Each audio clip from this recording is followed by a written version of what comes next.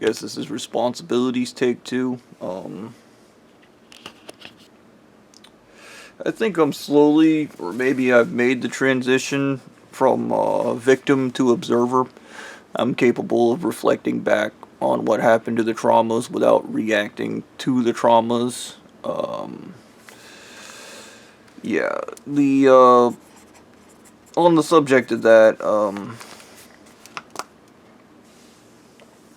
the observer point is very important. It's kind of the point I've always operated from in life. It's the in between of both worlds of experiencing and watching without being afflicted.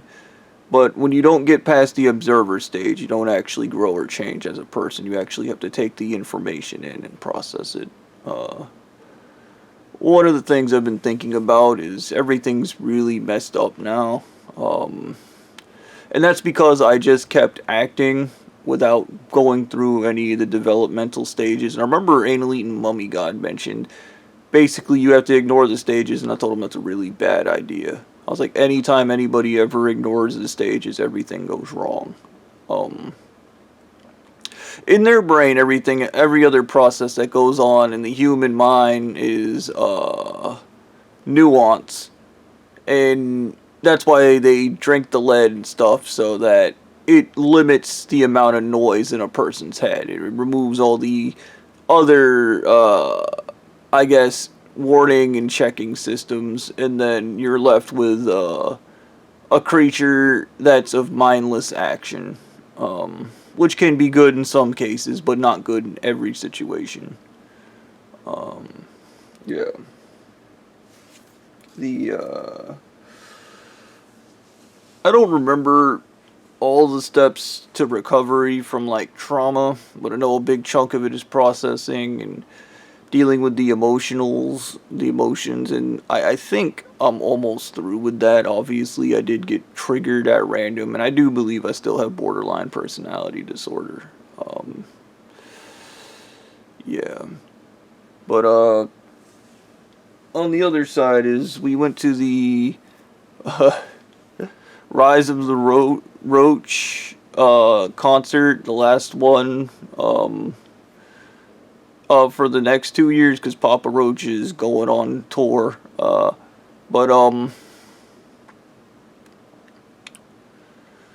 there is something magical about actually getting to see these people. Like we were out there on the lawn, uh, way back there, and like I've never been to a concert before. It was my first experience, but you're way back there, and the guys on stage look like ants. But those same dudes for the past 25 years have made music that makes you feel or connects with you in a certain way, and there's just something almost ethereal about being in the same area with them, even if you're not within range of them. Like, um, you're like, there they are right there on stage. My brother was scared that Rise Against was gonna do their new album because he doesn't like the new album. But they played a lot. They actually, dude. When I was out there, I was like, man, they played a lot of my favorite songs. But honestly, I almost like every song from Rise Against, with a few exceptions. Uh, so yeah, um, that was pretty funny. It was a pretty good experience. I think I may have ruined it by singing along, but there's other people singing along. When I was out there, I had this really funny realization, like when I was holding the Lego figure in my hand and how small the Lego figure is to my hand, is I'm way older, not a child. And when I was out there, there was all these chunky goth girls in fishnets and looking like they're gonna explode out of their black skirts, and just I was like, man, that's a good thing I'm a punk rocker and there's all these goth chicks. And my brother was like, idiot, they're all old. And yeah, the lead singer Papa Roach tried to do a crowd surf and nobody got him up, and he wanted to get an old school mosh pit going, and there was a mini circular mosh pit going on off to the side, but nobody was actually engaging. And I guess it's that, oh, my back, I'm old as shit, like, I mean, I was still headbanging and jumping around, but I've always been hyperactive. And I've met old people that are hyperactive, so I don't know if that's something that'll go with age, probably. But, I mean, one of the funnier things is I'm way older, but for the first time in my life, because my back has been getting better, I'm not in crippling fucking back pain.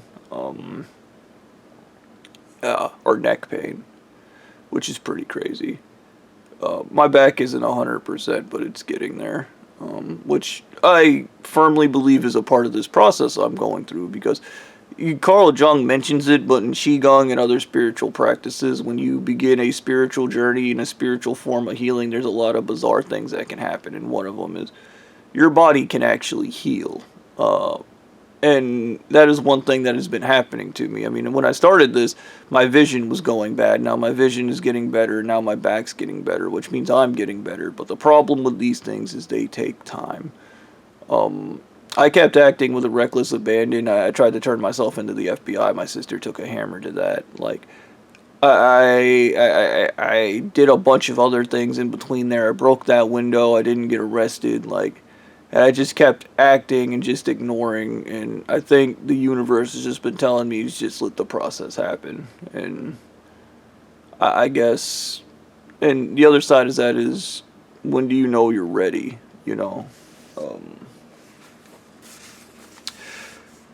Side note, when I was out there listening to Rise Against, is I had this realization. My fear, anger, and hatred, the treatment for that is compassion. And compassion's a funny thing, because compassion is a combination of sympathy, empathy, and logic.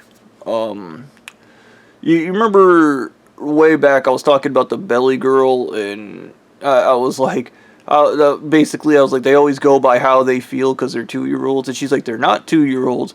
They want to be racist, and I go, okay, so they go, I don't like that black guy, and then they go, and then you go, because you're empathetic, like, oh, well, yeah, that makes sense, or whatever, and then they go, okay, good, I'm gonna go kill him, like, just that myopic stupidity. That stupidity doesn't happen with proper compassion, because you go, I understand where you're coming from, but you're wrong. Okay, like, or I understand what you're coming from, but that's none of your business. Rise Against, the lead singer Tim McIlrath, out on stage was like, we're here to start a revolution and be a part of a revolution and change the world, like. And he was like, and I'm like, basically, I'm really sorry to let you guys know, but if your revolution involves homophobia, if your revolution involves hate, if your revolution involves destruction of religion, which my revolution definitely involves destruction of religion, I'm going to be honest about that. But he was like, your revolution's a scam, your revolution is fake, and it needs to go away, basically. Because what he was talking about is the complexities of life and the general fact, like that shit I keep saying, these guys are raped in the ass and they want to control everything and they want to control shit they simply shouldn't be trying to control, and that is where the issues arise. Yeah. I mean, I got a lot of gray hair, but I think that was more heavy metal poisoning than anything else. Also, I've been through a lot, in case the world can't tell, and the truth is I've only been able to talk about what I've been through, but it is 1,000,000% different in my head. In regards to, the only thing that can stop fear and anger in the way these people think is compassion. Because if you yourself use fear and anger to destroy them, my method of I just want to kill them all, the only thing you do is prove them right. The only way forward is by being the strongest and most powerful person. It's not about right or wrong at that point. It's about just being smart. It's just about being more violent and stupid than the other person, and that's baboon logic. Once again, that's how a baboon thinks. The heavy metal poisoning. When I was doing some of the emotional processing, one of the things that came up was after work, I was at racetrack and I got a call from an elite mummy god, and uh, basically they told me the story of dealing with this Freemason, and no matter how much heavy metal they poisoned the guy with, and no matter how much they kept trying to hypnotize him, eventually the guy died from heavy metal poisoning. They killed him, but the guy didn't compromise or change on his standards. And they're like, oh, that's willpower. Blah, blah, blah. Will. Which is funny because I think a big part of the reason why I haven't tried anything down here is, I wasn't sure if I was making my own decisions because I've never been in an emotionally destabilized state before in my life, believe it or not. I've been a quiet stoic my entire existence. Being chaotic and crazy and stuff is just something I enjoy doing, but for the most part, yeah, so.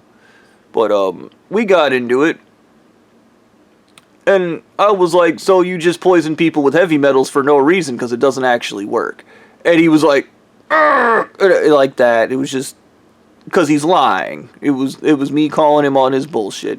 Poisoning people with heavy metals alters their psychology. I went from being brave to being a coward, okay?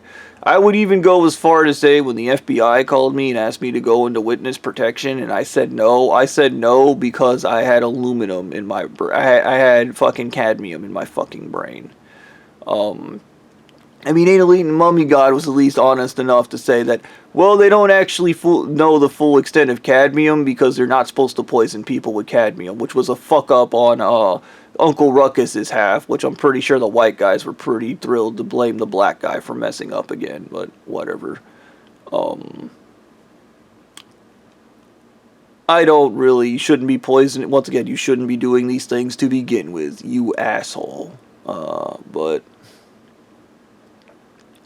we had a back and forth on the subject of that, and I was slowly getting him to confess that, and basically their logic with the heavy metals is you destroy all the noise. So in their brain, the halo brain, the good brain, the brain that controls all the good you do, is noise. So you destroy it with heavy metals, and then the true self comes out. So it ain't Elite and Mummy's God brain. Basically, when they were poisoning me with heavy metals, they were trying to bring out the true me, the real me, the me that knew the human trafficking and the raping babies and the eating the Memphis brains had to continue.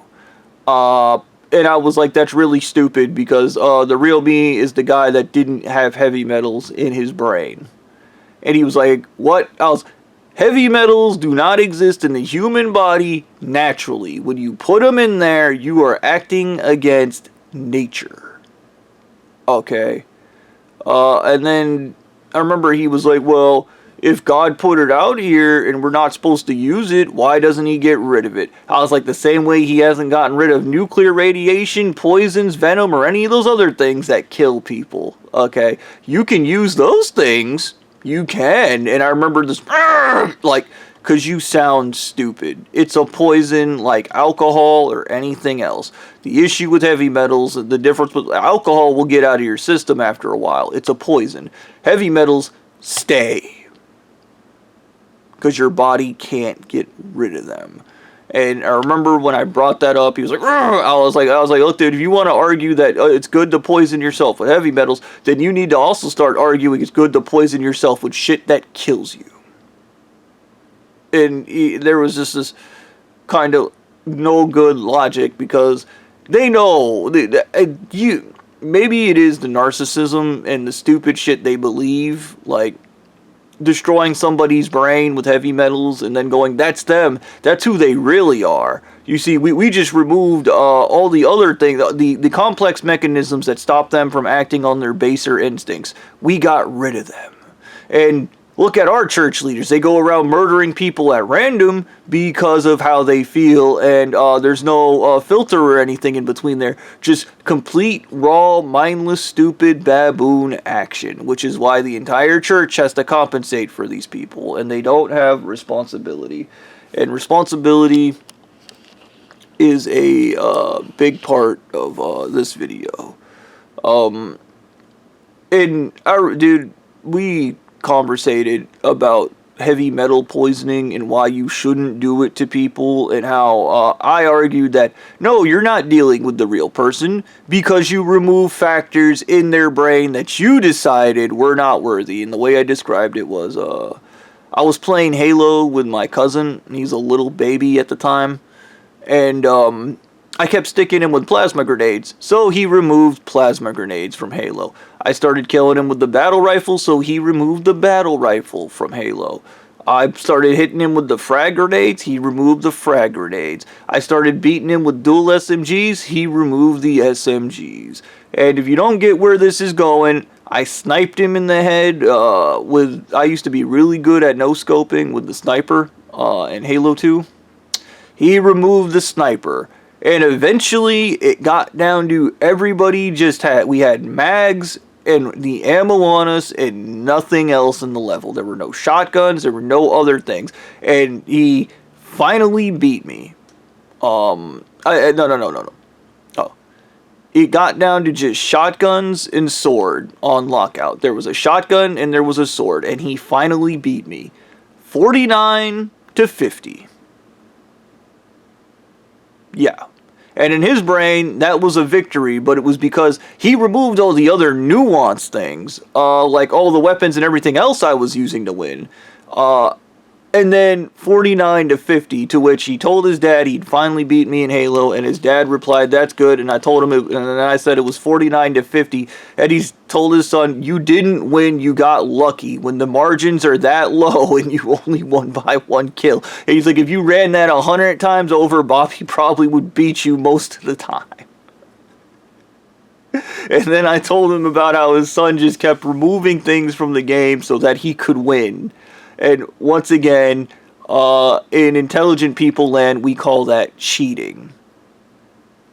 And I think and I associated that directly with what the church did to my brain. They kept removing and destroying the parts. The bravery, get rid of that. The compassion, get rid of that. The intelligence, get rid of that. No. That's not what we want. That's not what we want. And, my subconscious brain, I realize now, is traumatized from being hypnotized, listening to an unknown voice and doing what that unknown voice wants it to do. Yeah. But here's a funny thing about the universe. When these guys manipulated me the entire time, right up until we got to court and everything went bad for them, that's kind of how the universe do. So the universe will let somebody manipulate you until you end up in the position the universe wants you in. So them manipulating or not manipulating, in my world, is nuance at best. And I forgot that. Now I remember it. Yeah. The little bit of a brain fart. Moving through these things and basically relearning how to process my own emotions kind of brings me into my absolute fear and terror of responsibility. Every narcissist has it. Responsibility is terrifying because it feels like you're surrendering some kind of freedom. Which these people have so graciously just been stealing from me this entire fucking time. And once again, that's another reason why I didn't believe my choices were my own, which is why inaction. I remember telling Blondie the best thing you could do to this person is leave them alone because they'll probably do the right thing as long as doing the right thing is in their blood. And he was like, "It's not!" Well, what he meant to say was, we poisoned him with heavy metal, so it's not there. This entire situation in another timeline where these people just left me alone, I probably would have fixed this situation just by my ornate nature, but they went ahead and fucked everything up instead of doing the right thing because they're imbeciles and they have to be in control, which is why everything is backwards and dumb. This is what happens when you think like a dumbass and don't actually understand the nature of a thing. Yeah. I guess these are just my thoughts for now.